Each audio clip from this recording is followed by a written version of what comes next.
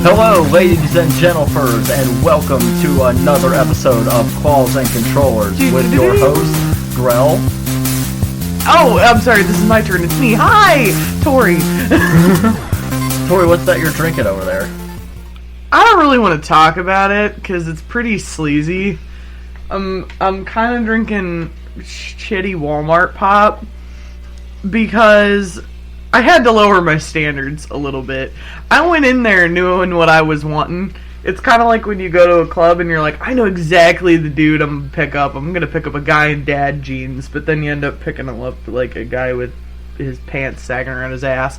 But I went in because I had this bottle of triple sec that I've had for a while, and I really wanted some Mountain Dew Live Wire, like real bad, because I was gonna mix that in there, and I was probably just gonna like cum in my pants as soon as I like mixed it.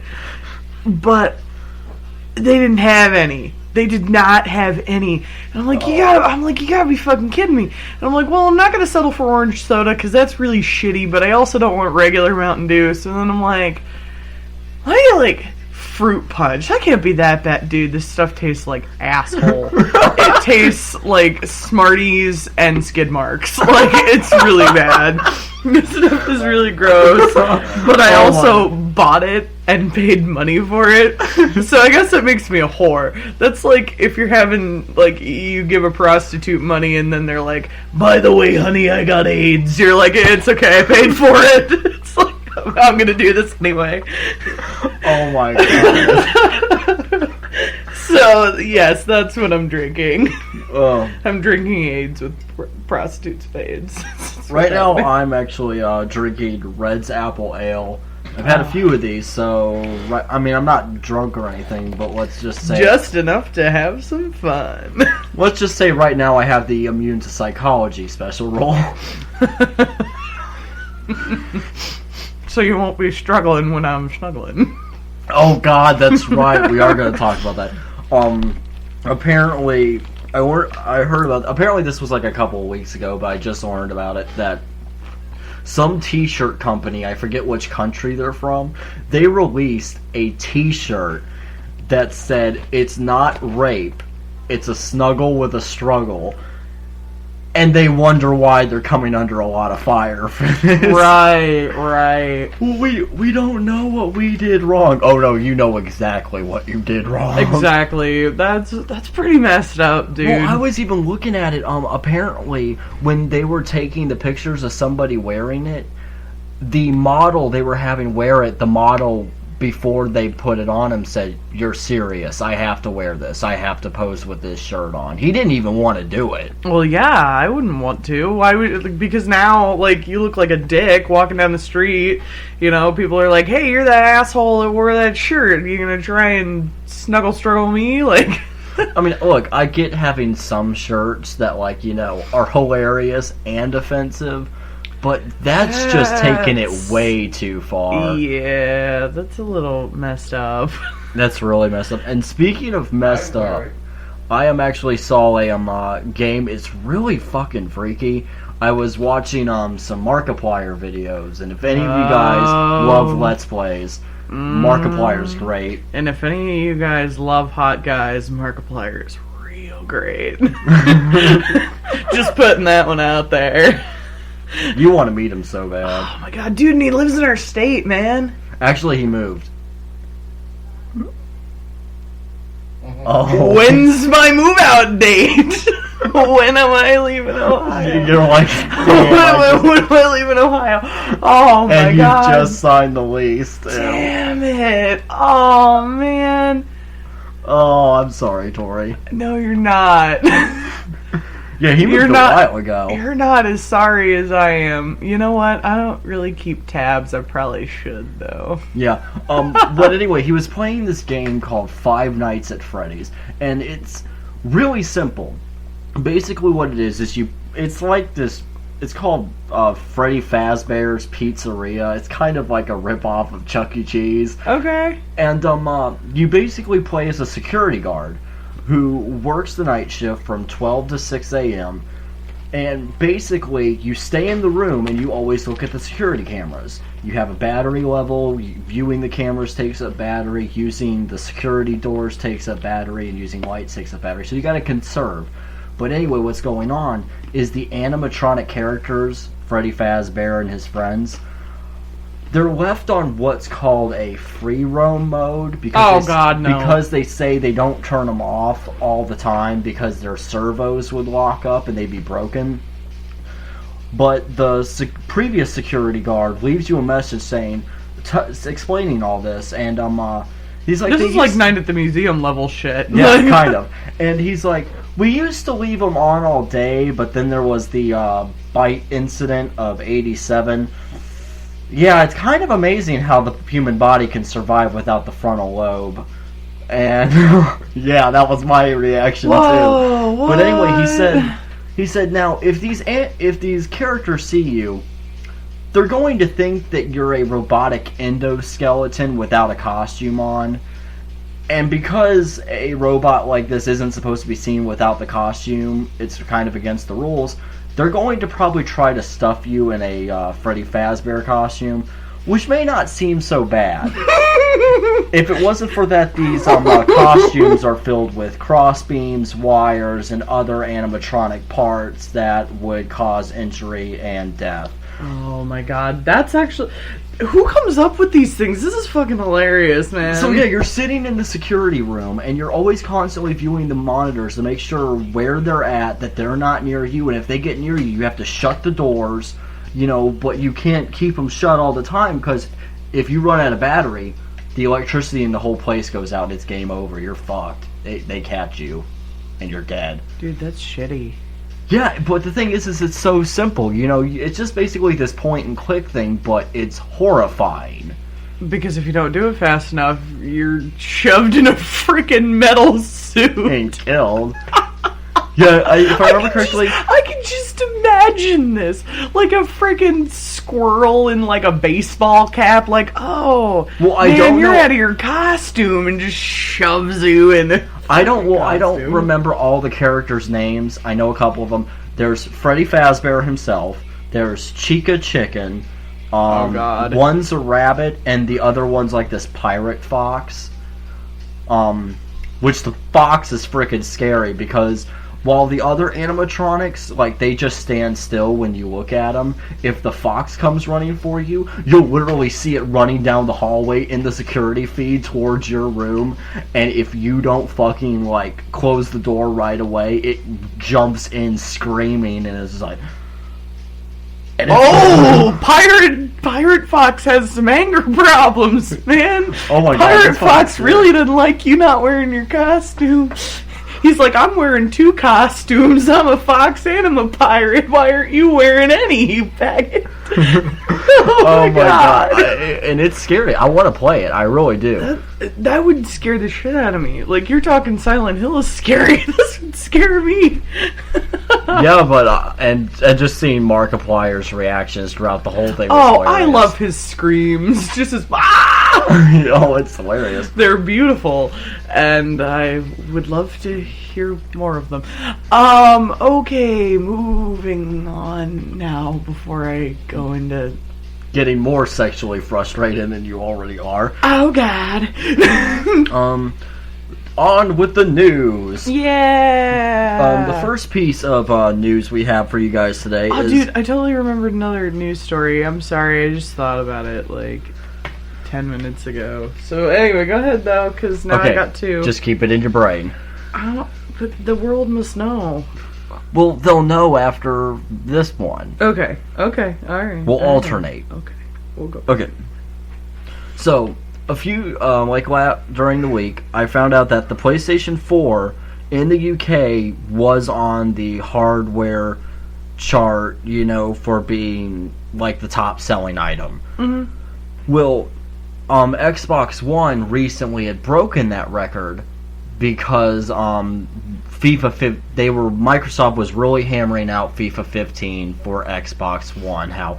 FIFA 15 is really meant to be played on Xbox One and blah, blah, blah, blah, blah.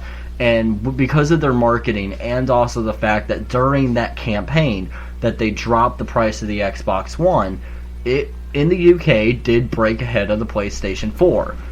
Which, good on the Xbox One, I will say this. Me personally, I'm not one of the types of gamers that, subscribe to one system over the other. I mean, I do have my favorites, but I'm not like, oh, PS4 rules, Xbox sucks, or, so you're not an Apple fan? No. You're not one of those? Yeah, I'm not. Like, iOS or die. That's a whole other story for another time. Yeah, that we're not even gonna go there. Not right now, anyway. We don't have an entire podcast to spend on this. We don't. But anyway, yeah, I mean, I'm very eclectic, and when it comes to my video games, we have a PS3 here, a PS2, an original Xbox, a Nintendo 64. I mean, we used to have a Nintendo Wii, but we just sold it because we really didn't play it at all anymore. Yeah. It was just gathering dust, and friends of ours offered a really good price on it, so, I mean, we couldn't really complain. But yeah, so, good on Xbox One that in the UK they were able to break the chart. Hey. However, it's not going to be broken for long. Because not too long after they did that, PS4 countered. And they dropped their console's price by $20 and offering FIFA 15 for free, making the PS4 at only €330. So, the price advantage that the Xbox One did have is not going to last long. Yeah. PS4 is probably going to retake its place as the top number one contender in the UK.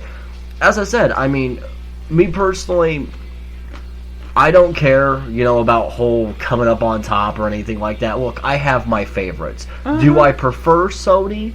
Yeah, but I'm not, Xbox users, Microsoft sucks, whatever, I know so many people that have both systems just because they like both of them, Oh, exactly. Like, I plan on getting a PS4, but sometimes I do wish I could get an Xbox One because Titanfall looks fucking awesome. Exactly.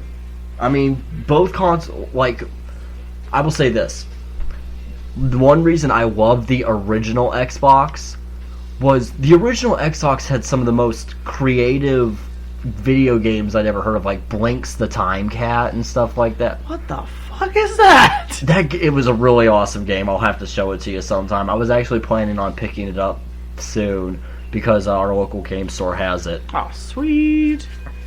But anyway, yeah, so, I mean, good on Xbox for being able to temporarily break the lead, but unfortunately, PS4 countered, and they countered big. I don't really know what section this should have gone in, but we were talking about video games. I just realized you're going to be real proud of me. You know what I did earlier today? What? Do you want to know what I did? What did you do? I played Borderlands 2. Oh, you played Borderlands 2. I was horrible at it. Did you have fun? Yeah, I did. I killed a thing. I managed to kill one thing. My friend was dead, and so I killed the first tiny, I want to say boss, but not really. It's like Knuckle Dragger or something like that. I'm like, yeah, I'm killing it. And I got really excited, and then I tried to walk, and I was staring at the ground the entire time because I suck at dual controls. So, but I played a game, so I guess that should go in the news segment. Breaking news, Tori has played a video game Yay! besides something from the arcade. Shut up. I was really bad at it. I tried, though. I was getting the hang of it after a while. I was like, yeah, look, I'm moving and I'm walking at the same time. I always have the problem, I'll turn a corner and I'm still looking, way back behind me. I'm like, the funny thing, and my mom has actually been, kind of looking into our podcast. So, Mom, if you hear this, I'm sorry, but it's like with my mother. When it came to the concept of dual analog stick movement, I'm bad at she that. couldn't fucking figure it out to save her life. I figured it out. It's hard. My problem is the up and down. I always have problems with up and down. Because I'll go to look down and for some reason I'm staring at the freaking sun. I'm like, how did that even happen? Well, I know, and it's like, I guess some people just have a problem with synchronizing the movements all at once, you know? I got better at it as I was going along. But yeah, seriously, man, I was so proud of myself. I'm like, I'm playing a game. Like, I'm just sitting there hanging out. Got done playing Magic the Gathering, and all of a sudden there's a freaking PlayStation controller in my hands, and I'm like, oh no, dude, you know I'm real bad at this. They're like, it's okay, it'll be fine. I'm like, no, this is gonna get embarrassing in like 2 seconds. Like, this is gonna go from fun to just depressing in approximately 2.5. Well, besides that, what else news you got for us today? Dude, okay, let me think. I have 2 of them. And by think, she means she has to bring the link back up at her phone. Yeah, exactly. Alright, well, do I want to start on a happy or, like, depressing note? Let's start depressing and then cheer our viewers up afterwards. Okay, depressing. Let's start with child murderers. Yeah, well. Yeah, I went real depressing. Okay, I found this on Facebook earlier today, but I read the whole article. Apparently, in January, late January, police in the UK discovered the body of a 17-year-old girl who was dismembered by her boyfriend, who was obsessed with the TV show Dexter. Oh, I saw that. Wasn't the kid actually ginger himself, yes, too? Yes, he was. He was a ginger. Yeah, he stabbed her. He did the whole stupid plastic wrap thing, and he stabbed her, tried to dismember her, and, like, wrap her body in plastic wrap. And, the way they found him was, I guess, the young man had, like, not really a multiple personality, but, you know, whenever he'd do something bad, he had, like, a name for the person that made him do a bad thing. Yeah, that actually is multiple personality disorder. Okay. I didn't know if it fell under that category. I didn't want to stereotype. But I guess when his sister came home, he said something along the lines of, Ed made me do a bad thing or something.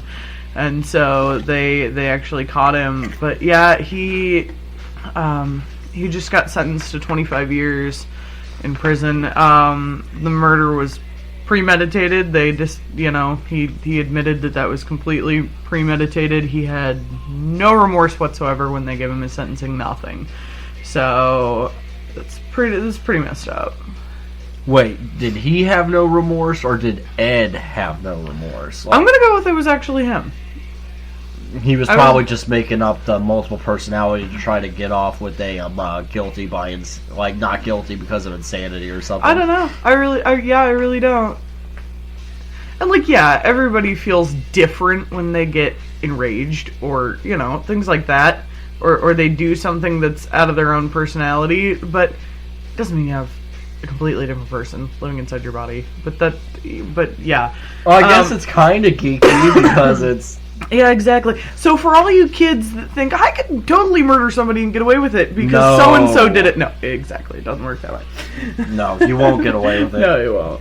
There's a reason why they put it on television. So if they're like, oh, somebody died and they died in this kind of fashion, well, maybe since it happened like that on TV, we should do this. It's like, yeah, they'll totally find you. Because when something's that big and televised, they're on the lookout for little things like that, Well, exactly, because people go, oh my god, I could kill somebody because the way that they do it on TV makes sense. Yeah, and there are also cops who watch the same exact TV show and can analyze it from their point of view. Uh-huh.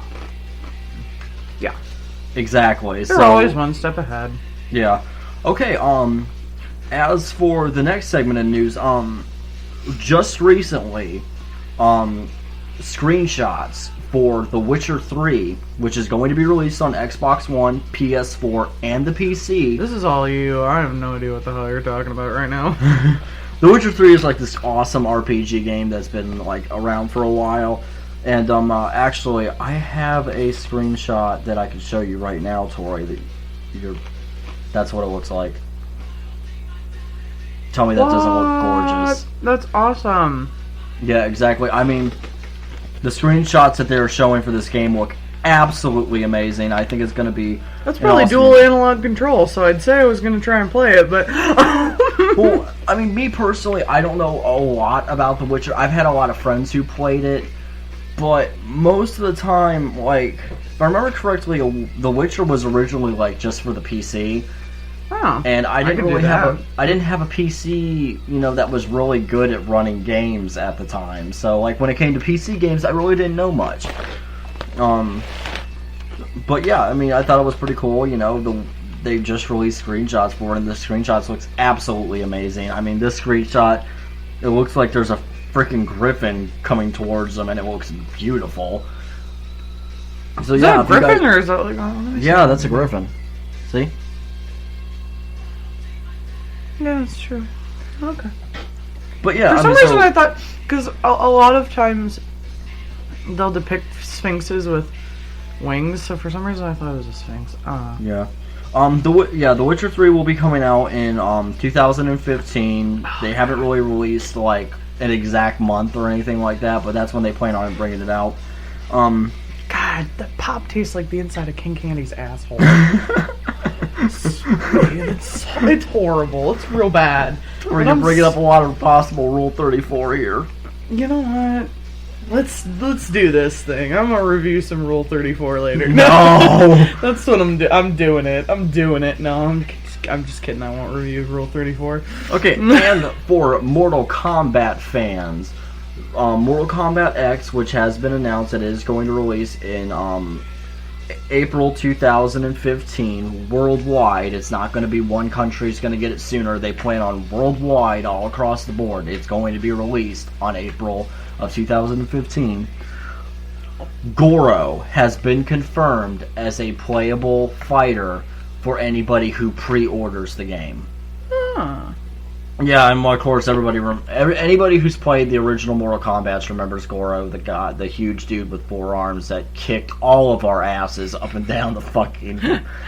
Oh my god, I got destroyed by him. There's always that one where you're like, damn it. Well, and I even remember as a kid, the first time I was playing through it, and it was just like, you know, I busted my ass so hard to get through all these fighters. I'm like, yeah, just one fighter away. I'm gonna do this, and then no. Yeah, no. I got destroyed. He's like, no, yeah. No.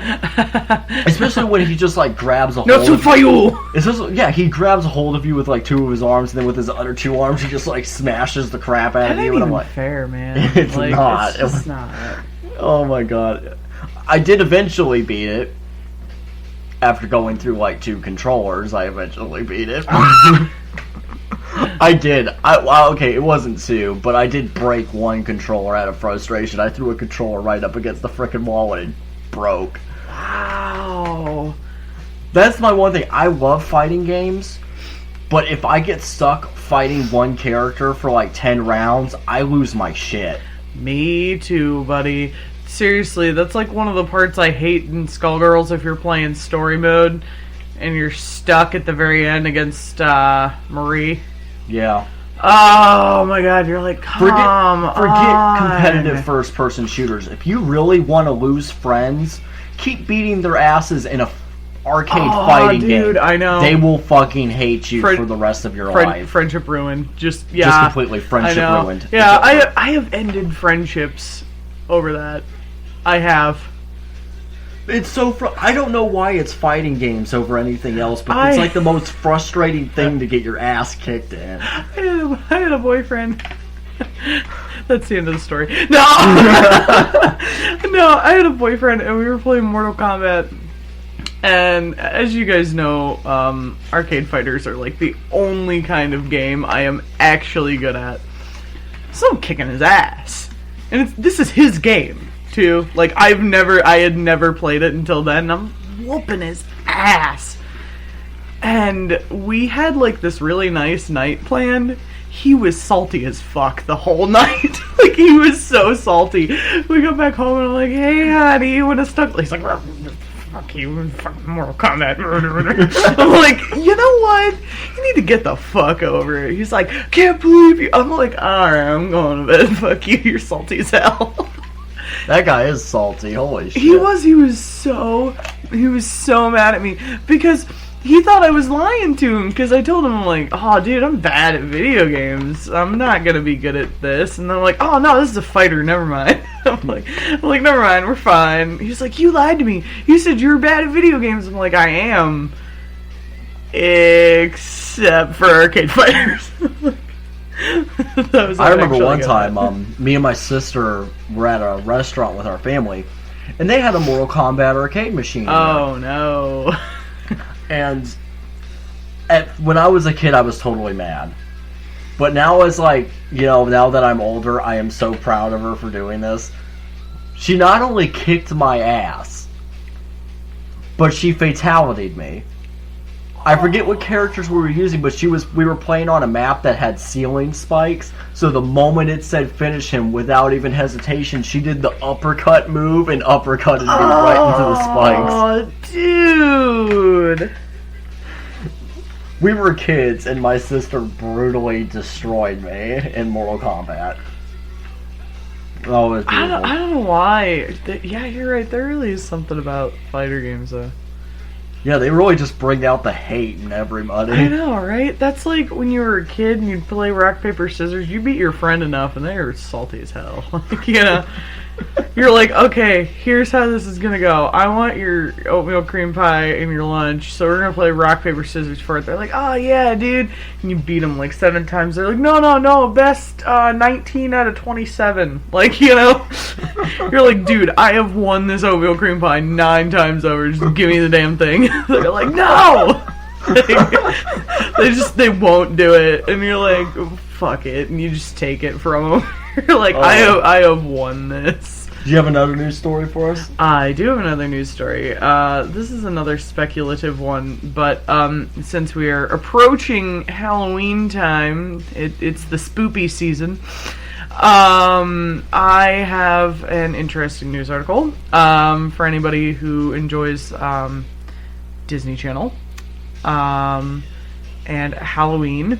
You probably will remember the favorite, which is Hocus Pocus. Oh my god, such a good movie when I was a kid. When you were a kid, still a good movie now, man. Now that I'm older, the witches just seem absolutely ridiculous. But they're funny.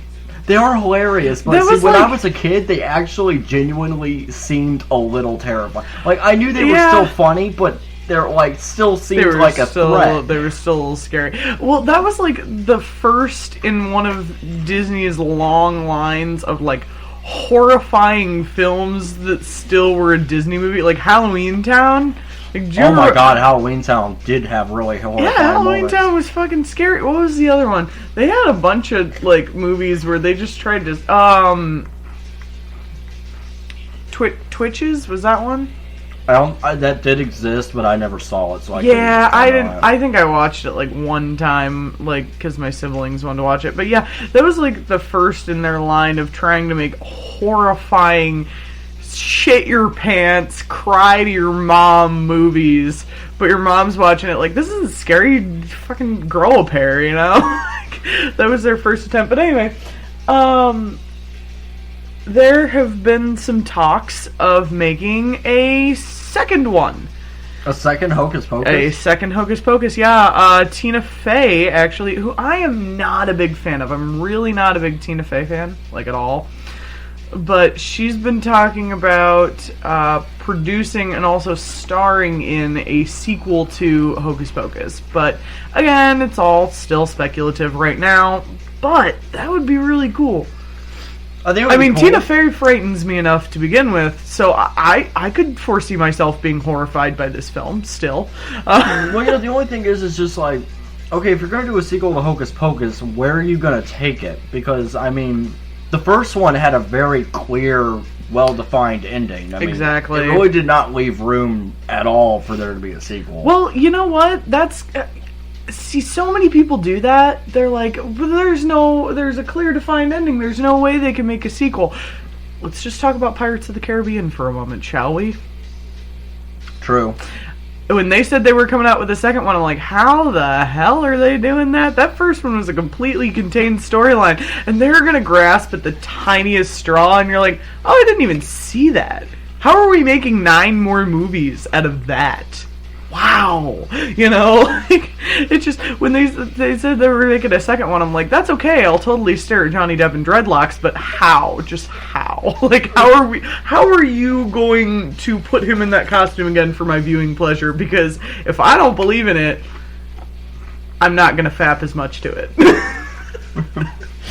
Oh my god. Something funny though. Did you know about the whole Johnny Depp mutiny thing? What about it?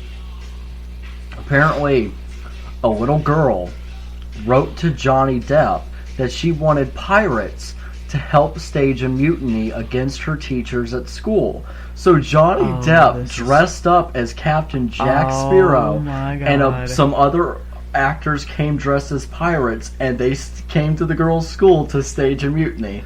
That is the most beautiful thing I have heard of in my entire life. Oh, did you know that during the filming of the first movie, Johnny Depp almost quit? Really? Yes. This is an interesting little tidbit. Do you remember the scene where it is Jack, Will, and Gibbs, and they are on a dock, and they're looking at all the pirates that are going to be in the crew? Yeah. Do you remember what Johnny Depp has in his hand? Oh, I forget. He has a banana in his hand. He almost quit because the director didn't want him to carry a banana in his hand, and for some reason he was salty that day, and he said, if I don't get to carry around this goddamn banana for the scene, which he does nothing with it. It's in his hand. Like, you didn't even notice. You probably didn't even notice that he had it in his hand. No, I didn't. Exactly. He was so fucking salty that they were not going to let him carry this banana around for the scene. He was going to quit. He was going to quit the movie over a banana.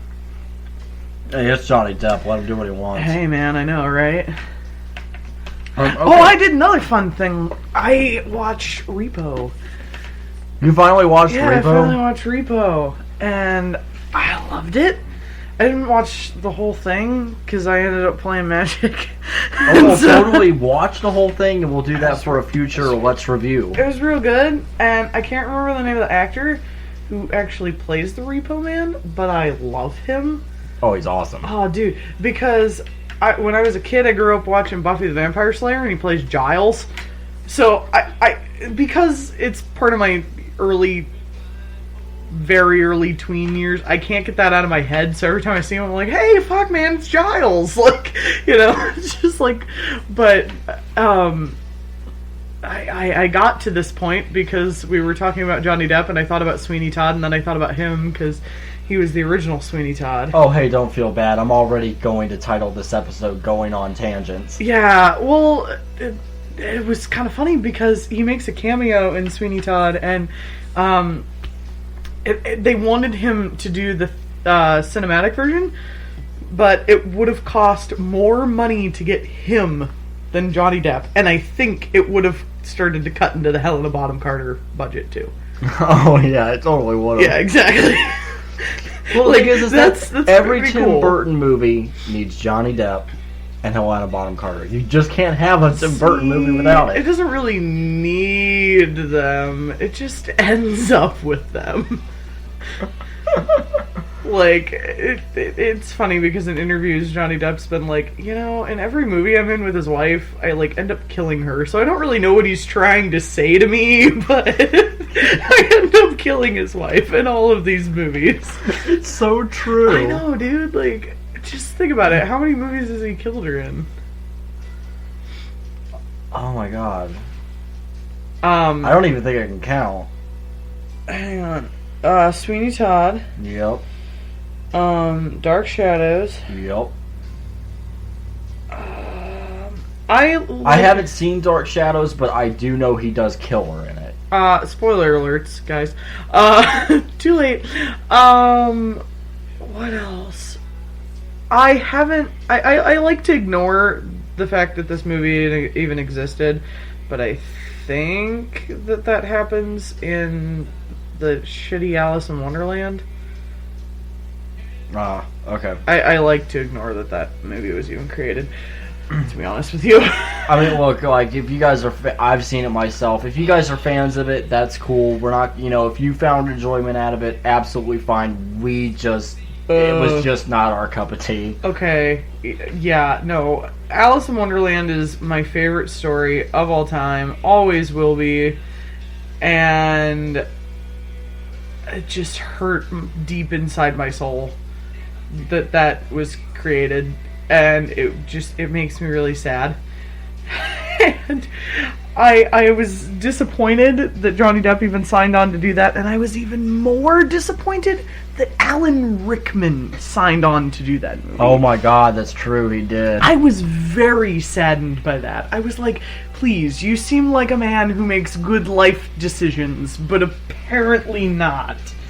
I'm starting to question that. Like,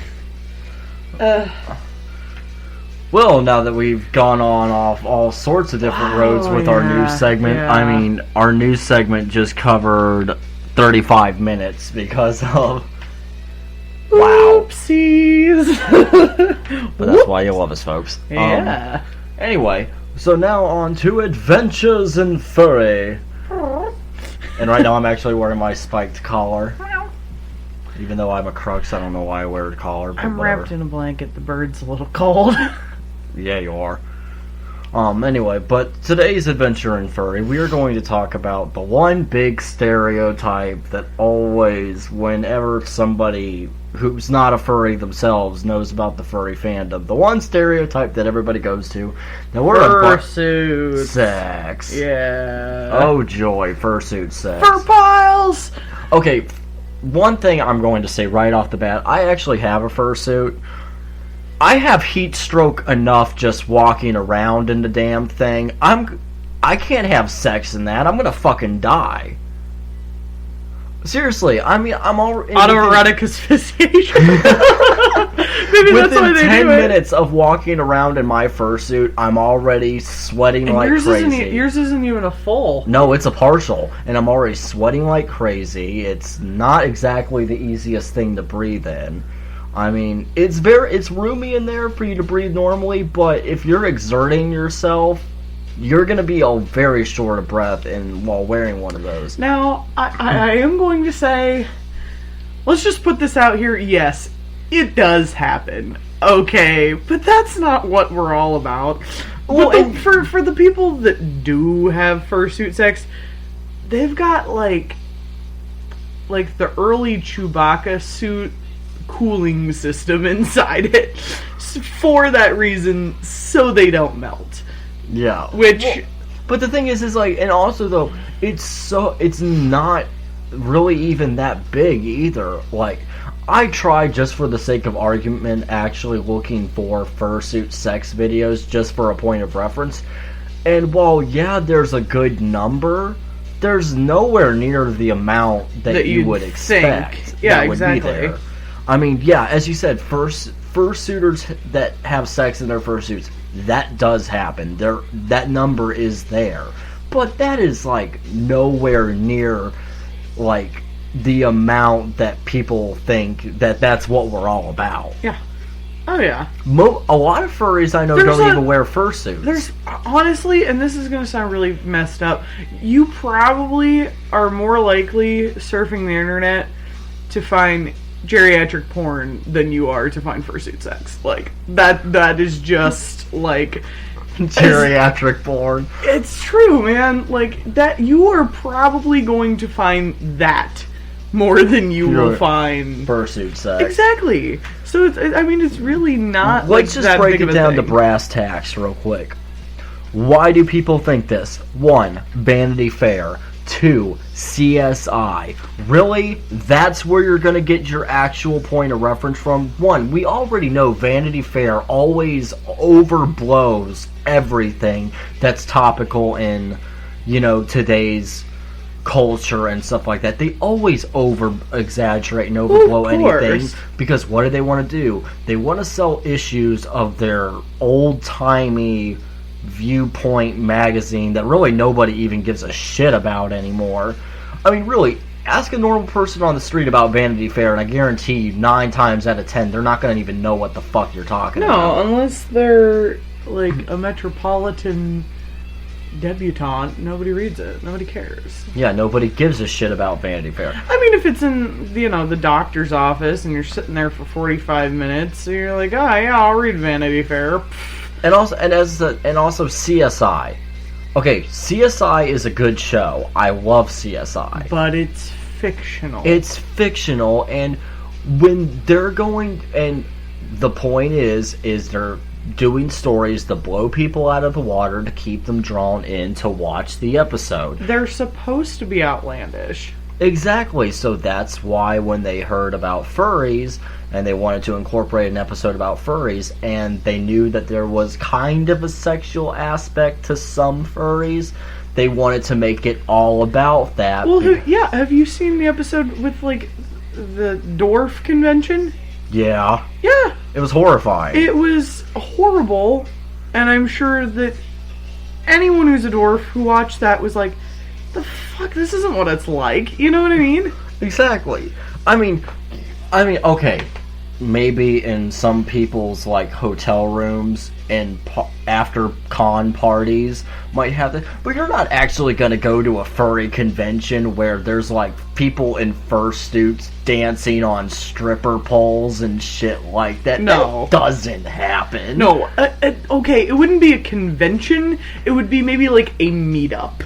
If that. If that, and that's just a meetup for a very specific type exactly. of They group. would put out a thing like, hey, this is what we're doing. You don't like that? Please don't show up. You know? Exactly. For people who do fursuit sex, we are not bashing you at all. If you're into that kind of thing, hey, we're all into something different. What you personally do in your bedroom with another consenting adult is your business.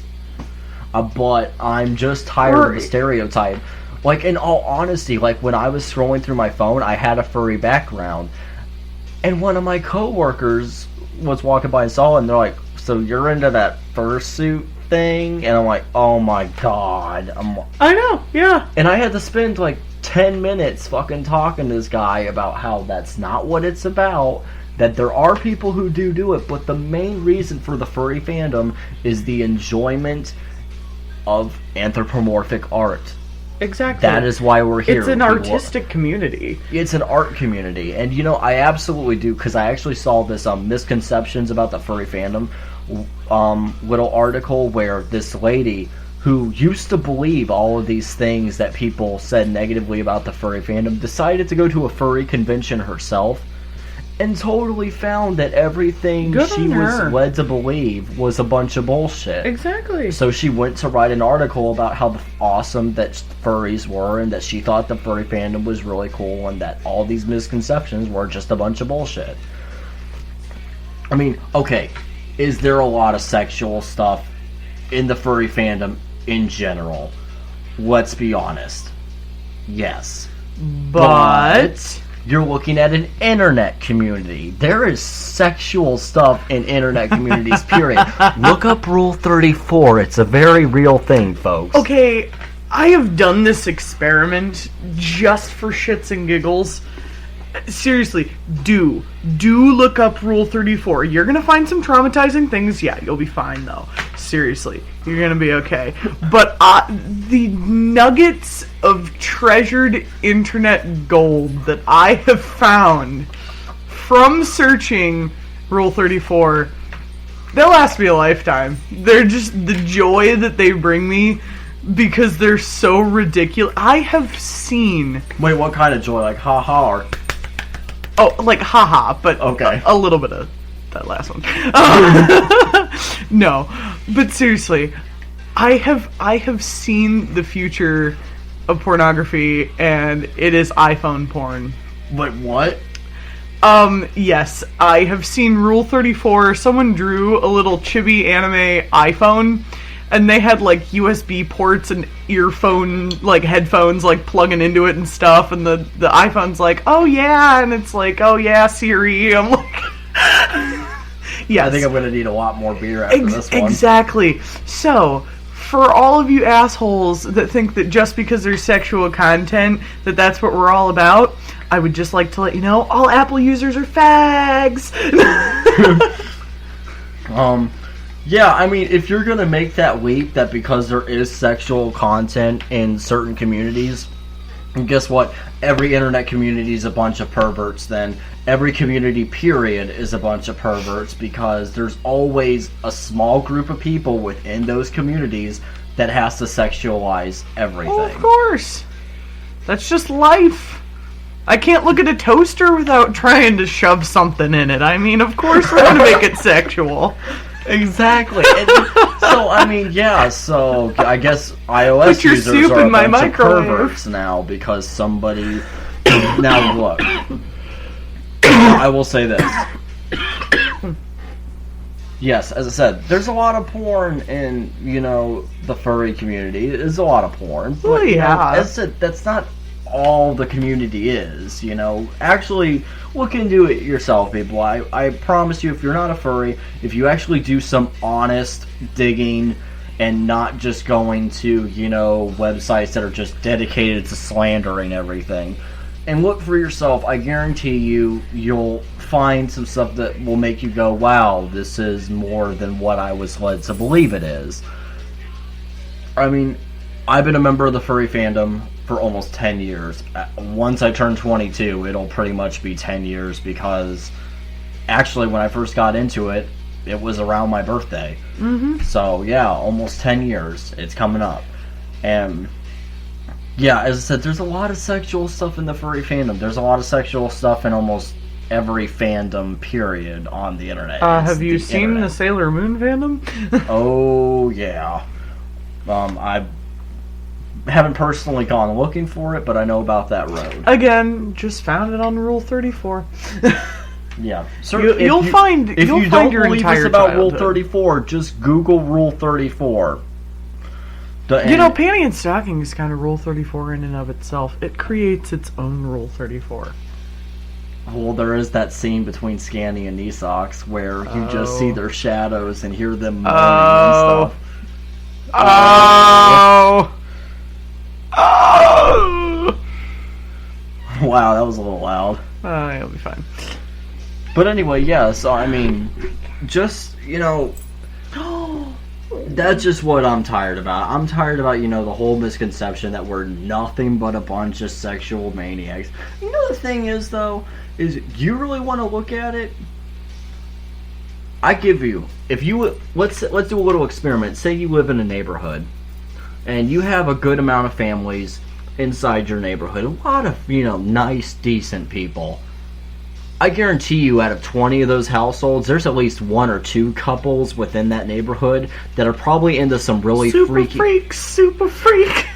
Yeah, it's just like, yeah, man. It's just like they're talking about their children's futures and stuff while slipping into BDMS gear. BDSM. Oh my god, yeah. I mean, it's so As somebody's putting on a frickin' leather horse mat. The safety word is banana. I love you. Sip. That episode of Family Guy is exactly what I was referencing there. But it's true, though. Even some of those normal people... Look, let's be honest. We all have our fetishes. Yeah. We all do. We all have, some stuff that other people would find quirky or weird. But, it's all... Yeah, lion sex. There you go. Throwback to last episode. Again, darling, it was not that bad. She'll call you. I do all the time. Anyway. But anyway, exactly. So yeah, look, if you're not a furry and you're the type, that would bought into that, whole misconception that we're nothing but a bunch of perverts and stuff like that. Now, I will grant you, Perverts. There are perverts. There are some furverts. There really are. Well, there are some of those really weird furries that, we don't like to talk about. But guess what? Just like the furry community, that's every other single community that has those people we don't like to talk about that takes it way too fucking far. And we just need to learn to understand that that's not the majority. That's not what it's truly about. That's gonna happen anywhere. Exactly. Anywhere. even sports fans, there's always that one that takes it too far, you know? Well, or like say, you know, our parents are, oh, stay away from those groups, you know, they like are nothing but a bunch of druggies and stuff like that, while the most popular people at school are getting way more fucking high than any goth kid I've ever seen. Exactly. I mean, you know, so, you know, try not to believe in the stereotypes. Look into things for yourself. That's just what I've been cheesed about when it comes to the furry fandom. I'm tired of, you know, every time somebody learns that I'm We're a furry. getting a bad rap. Yeah, we get a bad rap, and I don't think we deserve that. Hell no. I'm just glad that, like, in today's age, a lot of people are going out of their way to learn about the furry fandom, who aren't furries themselves, but want to break the misconceptions, like that girl did. I forget her name, but if for some reason you come across this podcast, good on you for, you know, looking into it yourself, and I'm really glad that you wrote that article. You're really awesome. Thank you for what you did. And next, let's review. And today, I am going to be reviewing The Last of Us. And I'm going to be reviewing that nasty soda. The flavor complex is a little... No. What is it that you're actually going to review for us today, Tori? I'm going to review the TV series Hannibal. Oh, the Hannibal TV series. Oh, yeah. You know, the thing is you've had that DVD forever, and I have yet to watch it. Are you freaking for real? I haven't watched it. Dude, man. I've been wanting to, because I saw, like, the first 2 episodes of Season 1, which were awesome. So good. On Hulu, until they decided they were going to take the series and make it only available on web browsing through Hulu. Did they put it back? The way they had it was for some reason it was like just the last episode of season 1 that was not available on streaming. I don't know why. Because I had no problem streaming, but then... Well, what they did was it was unavailable for for you to view it on your consoles or stuff like that. Yeah, I didn't... Like, if they said it's available if you go on your computer, and like, why? Yeah, I don't know why they did that. But yeah, that was kind of a... Actually, no. thing. I'm changing my review because there is something I need to review right now because it's an atrocity and I need to do it. I am going to be reviewing the god-awful motherfucking travesty that was the official Warhammer 40k Ultramarines movie. Ugh. There is literally smoke exuding from his ears. So this'll be fun. Okay, I watched this movie only once, and that's as far as I'm ever going. And I watched this movie only once so far. Now, far, it was a travesty. Why are we doing this again? Listen, and I'll get to why I might watch it in the future after I do this.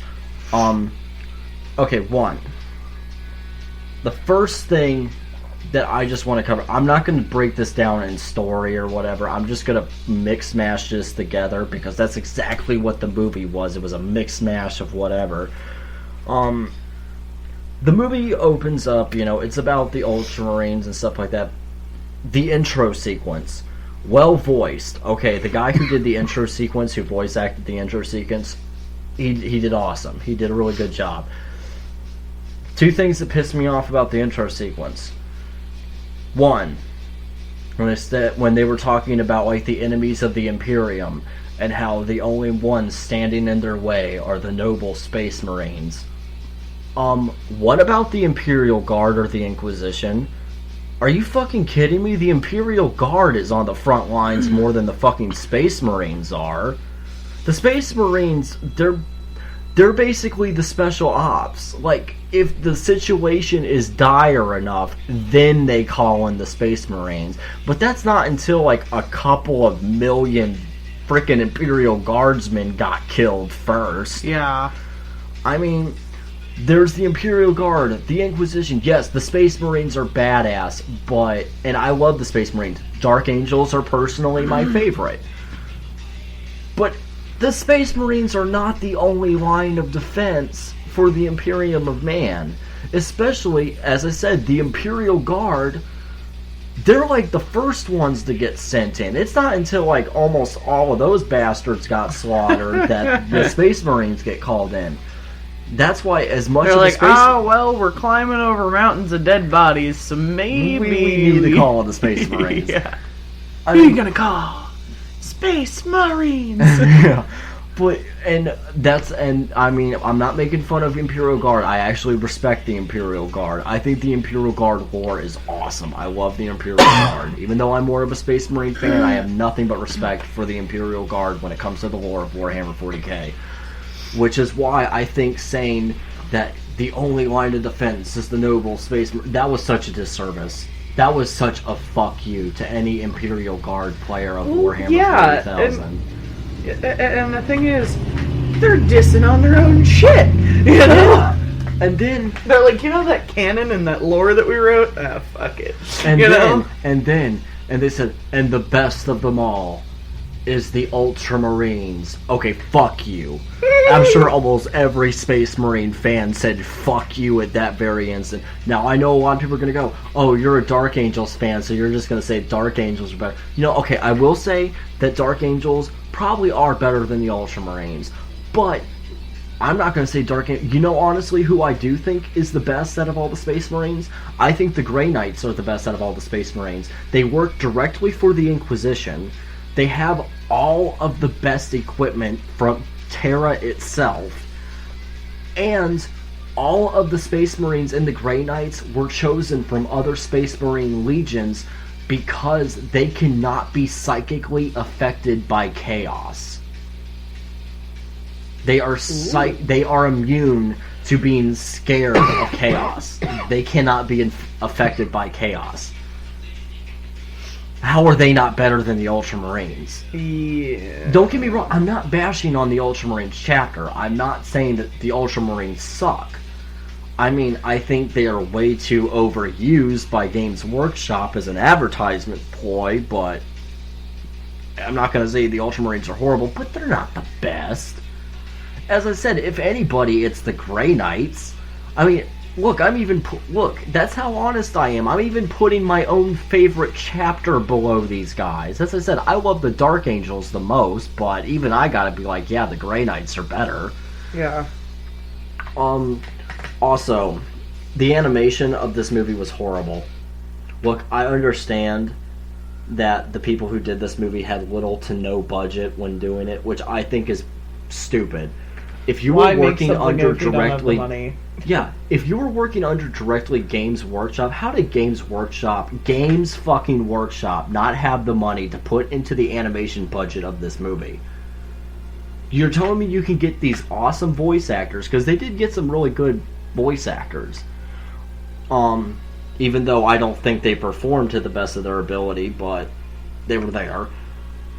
And not have the fucking budget to properly animate this thing. I've seen things animated on Newgrounds that looked better. It kind of makes me wonder what their target audience was. Because as I'm watching you watch this, I'm thinking, this looks a little childish. Oh yeah, and you know the funny thing is, and tell me, how much action was in that movie? None. Like, none. There was like a couple of shooting sequences. Like, at the end, okay, there was one decent fight. Like, one really decent fight where, like, the Ultramarines were, you know, fighting against the Chaos Space Marines and stuff. And, okay, another thing I want to open up with the Ultramarines. In the beginning, where it shows that, the Ultramarines are being, you know... There's this nice little sword fight sequence between, you know, their sergeant and this new Ultramarine, which I'm going to get on that for a second.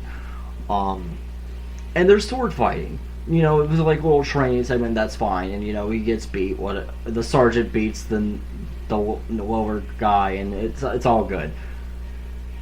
Now, the two things about this scene pissed me off. I know I'm getting really specific about the things that pissed me off, but these are major.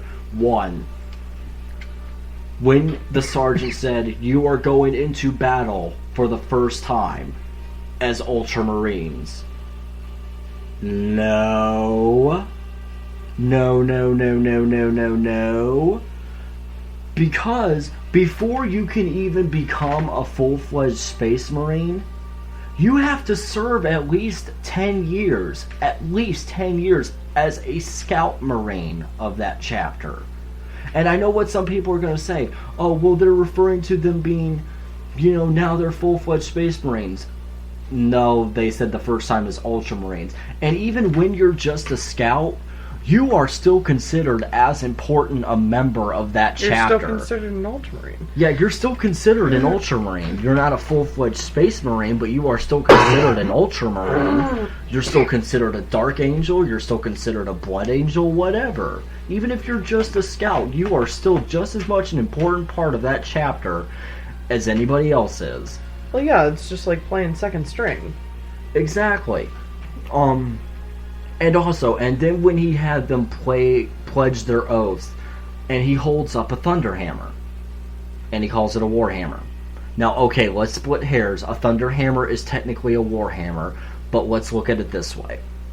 Space Marines are some of the most dedicated soldiers the Imperium of Man has to offer. They are drilled constantly to do everything according to the Codex Astartes. And you're going to tell me that a Space Marine sergeant, a commanding officer, is not going to call the weapon by its proper military designation, which is a Thunder Hammer? Maybe it just slipped his mind. Mm-hmm. Yeah. But yeah, and as I said, it's just, this movie just pissed off. The acting was horrible. I mean, there were some sequences where the voice acting was decent, and then it just took a landslide. The animation was horrible. I mean, as I said, I've seen stuff on Newgrounds that looked better. And the plot, there wasn't really a plot. They go down to this planet because there was a distress call from the Imperial Fist, and it turns out chaos devastated the planet and killed all the Imperial Fists and stuff like that. And the only reason I'm spoiling the movie is because I really you probably shouldn't watch it anyway. Yeah, you probably shouldn't watch it anyway.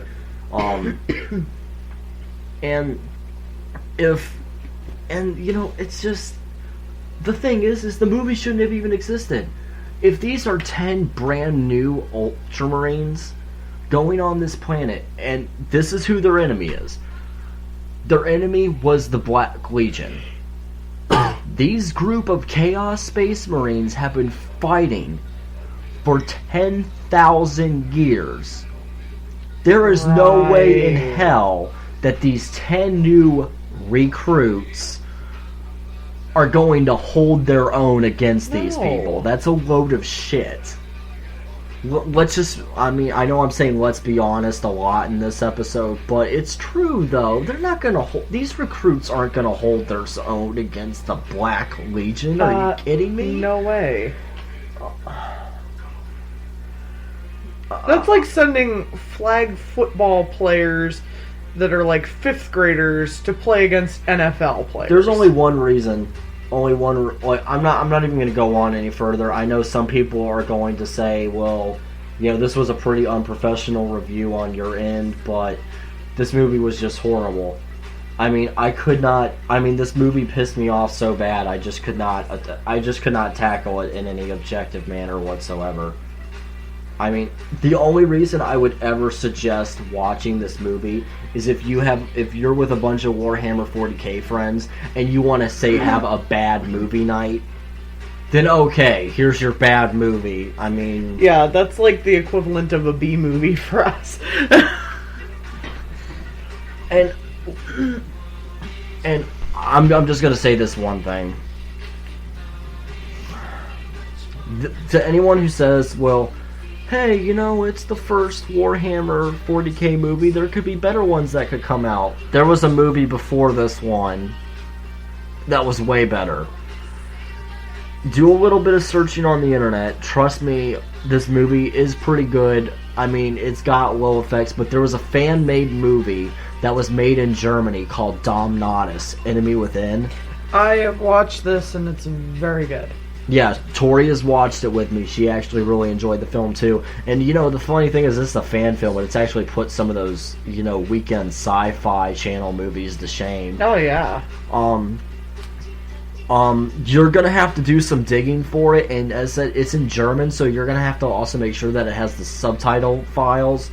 But the reason why you're gonna have to do digging for it is Games Workshop. Exterminatus. Yeah, they declared Exterminatus on this movie because they had it finished and they were getting ready to release it on the public domain, and Games Workshop completely shut them down, which pisses me off because it's just like, you have fans.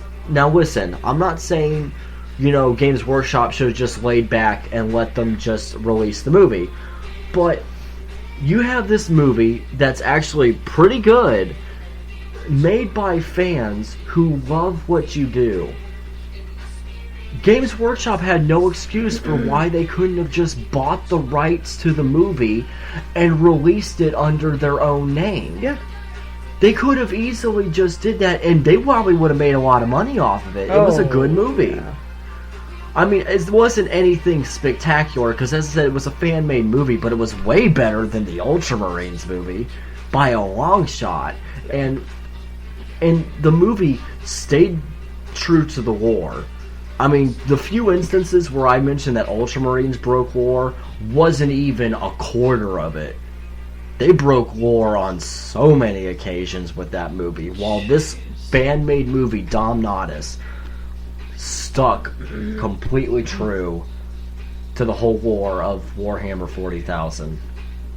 As I said, if you guys want to see a really good Warhammer 40k movie, try looking into it. Dom Nodis, Enemy Within. If you manage to find a copy and you manage to look, actually, if I remember correctly, you could watch it on YouTube. Yeah, and it actually does have. It. Yeah, that's where we watched it, when it actually has the subtitles. Yes. So look it up. Dom Nodis, Enemy Within. I guarantee you, if you're a Warhammer 40k fan, you should most likely get enjoyment out of this movie. But as I said, I'm sorry if that last review was nothing but a rage, and it's just, I wanted that movie to have so much potential. I wanted that movie to be good. I really did. I wanted Ultramarines to be good. I went into that movie hoping that all of the horrible reviews I had heard for it were nothing but bullshit, but the movie just confirmed everything I had heard about it. Go on, Tori. That's how it goes, my friend. Yep. Alright, well, I'm going to review something that isn't shit, and I'm going to review something that is the shit, and I am talking about Hannibal. I probably should know what network it's on. I want to say it's an NBC show, but don't quote me on that. We mainly watch our shows through Netflix and Hulu. We don't really have cable because we find it's just a waste of money when you can get Netflix and Hulu for like $7 a month each. So I got Hulu for this show. This show is fucking awesome. For any of you that don't know the premise, it follows the Hannibal Lecter series of books, kind of. This is before. Yeah. Before, Hannibal was no longer a psychologist and he got found out and stuff. Exactly. But, I mean, through the books, you kind of know the basic story arc of how he kind of got found out, things like that, and his developed relationship with Will Graham. This show is very good. The first couple of episodes, they start out, and they almost kind of have their own self-contained storyline. Once you get into about episode 2 or 3, though, the end of 2, the beginning of 3, that's when all the little strings kind of fly out and everything becomes intertangled. This show is so well thought out. It is so well written. It is scary as hell. it is like it scares the pants off of me. It is so scary. It's a psychological thriller. The acting is phenomenal. How close does the actor actually get to Hannibal when it comes to the books? A lot of people are going to hate me for this, but a hell of a lot closer than Anthony Hopkins ever did. Ever. Well, okay, well, let's it's like our friend Josh said, let's split hairs. Anthony Hopkins did a great Hannibal Lecter. Oh, I'm not going to say that he didn't, but if we're going by book Hannibal Lecter, Mads Mikkelsen. Yeah, Anthony Hopkins went a little off of what the book Hannibal Lecter's supposed to be. Mads Mikkelsen is spot on. He has an Austrian accent. Hannibal Lecter is Austrian. Yeah. Hannibal Lecter in the books is at least bi-curious and will flirt with just about anything if he thinks it'll get him out of a situation. What does Mads do? He will flirt with anything, and it is beautiful. Yet Anthony Hopkins never did that. Oh, no, of course not. And they both have that sort of musical talent thing, but I don't know, things like the hospitality that they show between the different portrayals of Hannibal, he's just spot on, and it's beautiful. It really is. Like, there's something unnerving about Anthony Hopkins' Hannibal Lecter. Like, even in beginning scenes where you see him and he's not in prison, he's not known as a killer yet. There's just something not right. There's just something really unnerving about him. Well, that's just Anthony Hopkins in general. Exactly. I mean, take a look at when he played in The Right. How unnerving of a character was he in that whole movie? Yeah, that's true. But Mads Mikkelsen, he makes you feel uncomfortable sometimes, but he only makes you feel uncomfortable when you're watching him, like, kill a guy, you know? I mean, when you know that, like, well, when it came to Hannibal Lecter actually, conversing with people. Exactly. When he's sitting down at a dinner party, oh, God, you'd never know. You would never, ever know. And I have not finished season 2 yet, just because I've been really lazy, and I haven't gotten on Hulu to watch it, which is totally my bad. It's not because I don't love this show, it's just because I am one lazy mofo. But I own season 1 on DVD. My background on my computer for the longest time was they had this really super fancy photo shoot that was Hannibal Lecter themed from the show, and that was the background on my computer for a really long time. I can't get enough of the show. It is so well written. It's really good. It's a little graphically disturbing, so if you're not into that, probably shouldn't watch it. The first couple episodes I watched, I didn't know it was going to be as graphic and horrifying as it was, so it kind of messed me up a little bit, but, I mean, after a while you're just like, oh, that's just a thing now, like, but it's scary. It is scary. Things that I didn't think would terrify me, they terrified me a lot. Because it's a psychological thing, and it's so good. And there are just, like, little things about the show that I love. I think maybe the one thing that I thought was a little odd, they changed Freddie Lowndes, the reporter, from a male to a female in the show. And I think that was just to create sexual tension. I'm going to be honest about that. I'm pretty sure that's what that was. Sexual tension between her and Will Graham. It is definitely there. But one of the other little things that I like, one of the big little things I like is that Hannibal actually has an Austrian accent. The other little thing that I like about this show, Lawrence Fishburne plays Jack Crawford. Jack Crawford's wife is played by Lawrence Fishburne's wife. When I saw that, I got giddier than a schoolgirl. I was like, ah! So I got really excited. It was super fun. But this is an awesome show. I definitely check it out. I'm not sure when season 3 is coming out.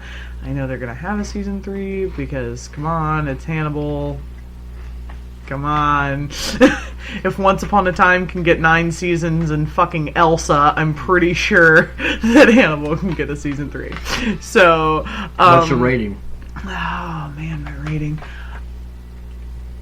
I am gonna go with a 9. And the only reason I wouldn't give it a 10 is because it's not really... I don't want to say it's not viewer friendly, but if you don't know that it's going to be gory and graphic and really disturbing, like, it catches you off guard and it's a little off-putting. So I just because it's not really like a general interest, you know what I mean? Like, I think there are a lot of people who can't just pick up the show and start watching it because of that reason. That's the only reason why I wouldn't give it a 10. Okay. I totally forgot to give my rating for Ultramarines, and I declare my rating Exterminatus. That is what I am rating it. It deserves Exterminatus. I'm gonna go with a 0 then. Oh yeah. I mean, I've already called in the Inquisition. Uh-oh. Yeah, they are ready. Oh no. Oh yeah. Oh shit. Yep. I'm sorry. I just couldn't help. I just could not help myself. I mean, don't scream Exterminatus too many times, or they might just blow up the house. This is when we need an explosion sound effect. Yeah, I mean, I just can't help it. I mean, it's such oh god. I mean, I couldn't even give it a 1. It was so bad. That's pretty bad. That's pretty bad. I mean, we can't even muster up a 1. No, that's why I decided to be funny. Instead of saying 0, I just said, Exterminatus. That's fucked up, dude. You not even a 1, dude. I just could not do it. Well, it is time to declare Exterminatus. Ah, fuck, I totally fucked that up, whatever. Oh well, I fucked that up. That was a good try, Ron. Good try, Ron. I'm totally saving that as a sound effect, and whenever you fuck up, I am using it. On a happy note, check out Potter Puppet Pals on YouTube if you've never watched that. It's awesome. Yay! Friends that like me. Oh, hi, Athena. Oh, our kitty cat has come to visit us. Our fluffy friend. Oh, anyway. Well, this has been Grell. And Tori. We hope you guys enjoyed this somewhat crazy episode of Claws of Control. Tangent. Hey, let's go on another one before we end. No. Oh, come on. Let's talk about cat paws. Oh, kitties. Okay, no, stop it. Stop it. We're about to go off on another tangent. This is completely my fault. I am going to admit that 97% of these tangents are completely my fault. Let's talk about it. No. Stop it. Come on. Anyway, yeah, this has been Grell and Tori. Party we hope pooper. you guys enjoyed this episode of Claws of Controllers. As I said, we're sorry. If you could follow along. Yeah, if you could follow along. As I said in our previous episode, we have a Facebook group now. Couple of announcements I want to make. We do have the Facebook group. Just look up Claws and Controllers on Facebook. And send us your nudes. Yeah, join us. It's an open group. It's free for anybody to join. As I said, we are a furry podcast, but you don't have to be a furry. If you just like video games, then, we want you to be just as much of a part of it. In case you didn't catch that, he did agree to you sending your nudes, so... I didn't agree, I just didn't... I said send your nudes, you go, yeah, and... God damn it. That would be an agreement, folks, so let's see your butts. Butts. Surprise, butt sex. Snuggle with a struggle. Oh, and now we're going on another tangent. But anyway, a couple of announcements I wanted to make before we end out this podcast. yeah, as I said, we have our Facebook group. If you like listening to our podcast and you want to talk to us, you want to send us news, things you would like us to cover, things you'd like us to talk about, please join us on Claws and Controllers group on Facebook. I know that you said send us news, NEWS, but half paying attention. Yeah, it almost sounded like news. Yeah, okay, so anyway. But anyway, another announcement I want to make, our podcast is now only going to be on YouTube, and the reason for that is because the podcast garden was not as unlimited as they had advertised to be, because they said unlimited uploads, unlimited bandwidth, unlimited storage, blah blah blah blah, absolutely free. Well, it turns out that if you don't buy their upgrade package, you can only upload once a month. Ain't that sweet of them? So much for an unlimited uploads, you know. So because of that, and because right now we really don't have, the money to put into, buying a nice subscription package to one of these websites, we're just going to have our podcast available on YouTube. But, hey, you still get to listen to us. We hope you still get to, you guys enjoy it. I mean, yeah, it won't be as fun. Come into the illustrious sound of my voice on YouTube. Yeah, I mean... This is the closest you can get to porn on YouTube.